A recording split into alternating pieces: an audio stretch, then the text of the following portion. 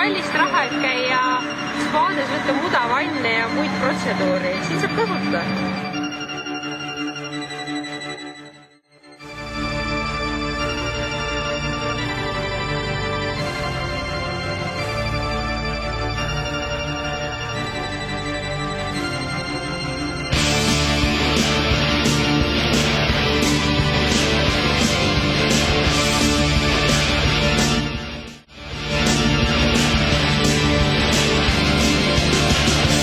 Värske muda lõhk ja kõik. So you think you'll take another piece of me to satisfy your intellectual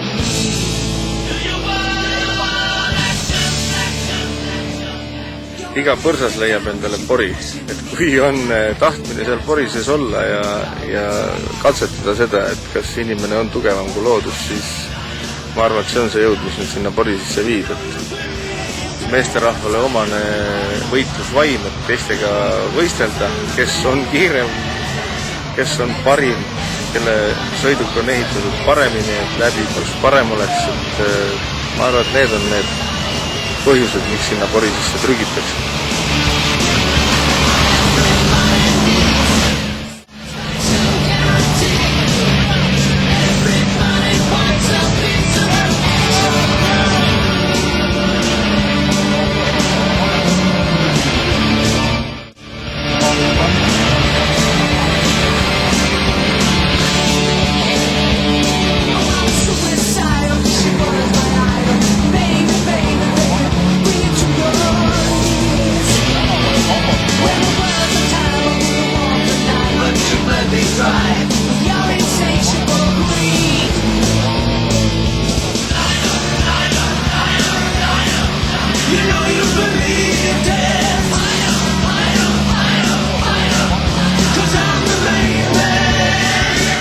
Ma arvan, et kogu see off-roadi teema jaguneb nagu kaheks.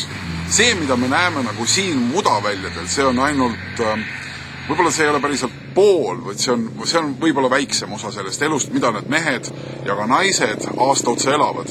Sest tegelikult ju tehakse põhitöö ära kusagil garaažides, kuurides, varjualustes, aasta jooksul kõvasti nuputades, mõeldes selle üle, mismoodi asjad võiksid olla korraldatud autos, millised need autod võiksid välja näha. Ma olen näinud meeste jooniseid ja neid plaane, mida nad enne autode ehitamisi on valmis mõelnud. Ja tegelikult ma arvan, et see vastus küsimusele, miks nad seda teevad, ei ole tegelikult üldse nendes metsades, vaid see vastus ongi kusagil garaažides ja kuurides ehk nendes samades paikades, kus kohas neid autosid ehitatakse. Sellepärast, et Eesti mees on ju tegelikult, ma arvan, nii nagu väga paljud teised mehed üle maailma, on tegelikult olevus, kes tahab oma asjad, teda ümbritsevad asjad, võimaluse korral alati ise oma kätega ehitada ja selle juures on loomulikult väga tähtis see, et see asi, mis ma valmis ehitan, oleks sipakene parem kui see, mida ehitab naaber. Aga kus sa seda teada saad? Kui sa paned kaks seisvat autot kõrvuti, sa ei saa seda teada. Ja loomulikult siis tuleb minna metsa ja raja peal selgeks teha, kelle süsteem või kelle idee kestab kauem ja kelle auto sõidab paremini. Ja ma arvan, et ka see nüüd see sõidumoment ei ole ka päriselt see, miks nad siia metsa alla kokku saavad, vaid nad saavad lihtsalt omavahel enamasti paganama hästi läbi.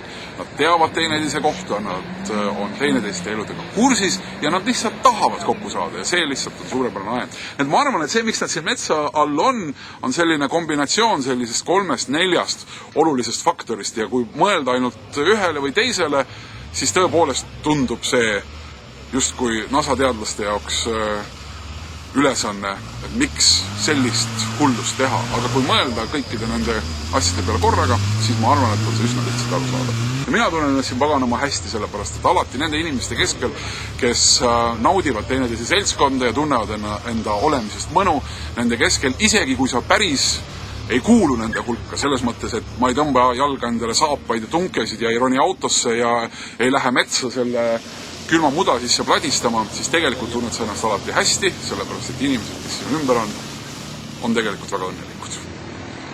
Et pori lahe. Midagi. Vaja kuradi ennast tehnikat proovile panna ja mis siin ikka muuta. Ilus ilm ja head sõbrad ja mida käib. oled juba mitu aastat seda võistlust siin korraldanud üldse? Kui me räägime siin korraldamisest, siis see on 5. aasta, aga ühtekokku saab tänavu Klapperijaht 10-aastaseks ja seda saab meil särgi pealtki välja lugeda nii eest kui tagant. Et see ei jää kellegile sellel võistlusel teadmata, et meil on 10. juubel. 2010. aasta Klapperijaht on alanud. Väga raske on võrrelda erineva formaadiga võistlusi.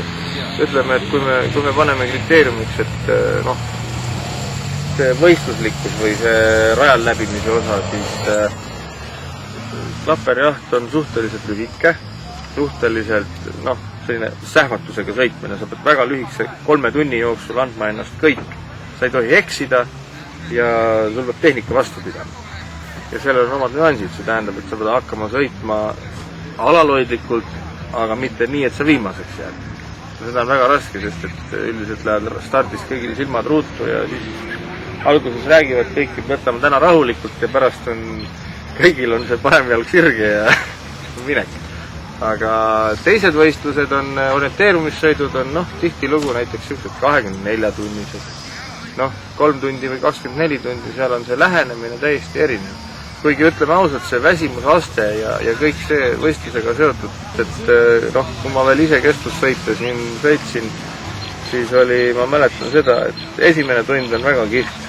Võistlus on, kõik on väga terav sõita ja mõnus ja teise tunni lõpuks tekib selline väsimus ja nagu tähelepanu hajumine. Et sisuliselt mõtted ja teod hakkavad omavahel üksteisest maha jääma. Et mõtled juba, et oled ära keeranud ja puust mööda saanud ja siis umbes sõidad puu otsa, mõtled, kus ma siia sain. Et lihtsalt reaktsioon, kõik halveneb.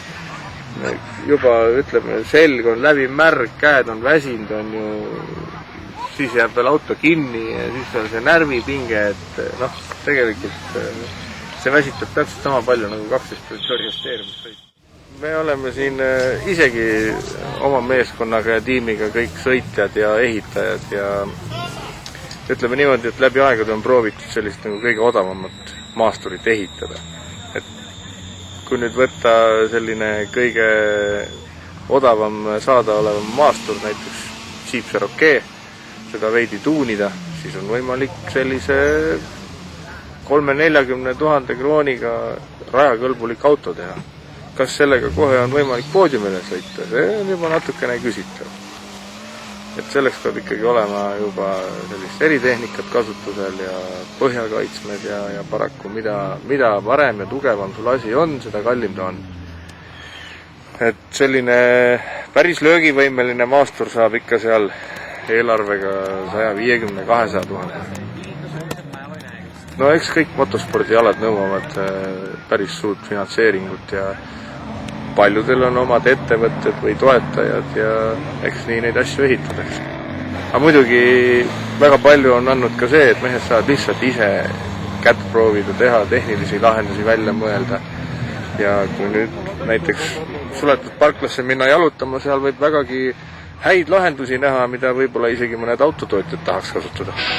Huvitav on vaadata ikka. Huvitav. Aga mis seal just siis kõige põnevam? See pori või need mehed või? Kõik.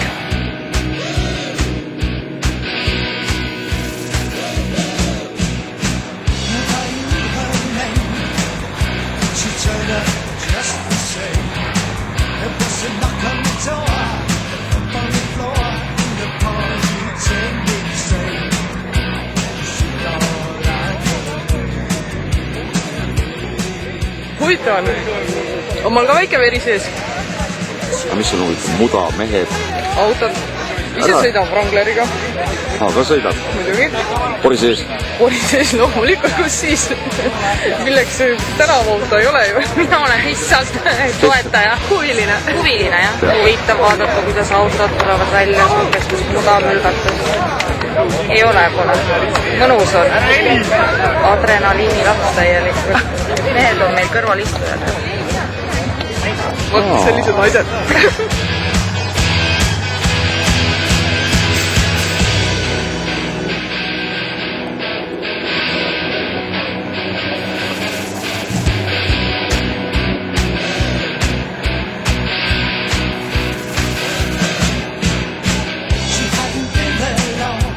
suvi oli küll väga ilus, aga nagu lõpp tuli, nii augusti lõpp, nii hakkas sadama. Ja sajuga ikka kõik lastega pered näiteks ei tule välja. Eks ta on nagu tagasi hoidnud, aga esimestel aastatel oli tendents oli nii, et iga järgmise aastaga oli kuskil 2-3 korda rahvast rohkem. Õpiti võistlust tundma, nautima, saadi tutvusringkonnas laienes see info. Nüüd me teeme juba väga palju reklaami ka, et seda rahvast kokku saada, aga selline 5000 inimest on olnud võistluse bilanss.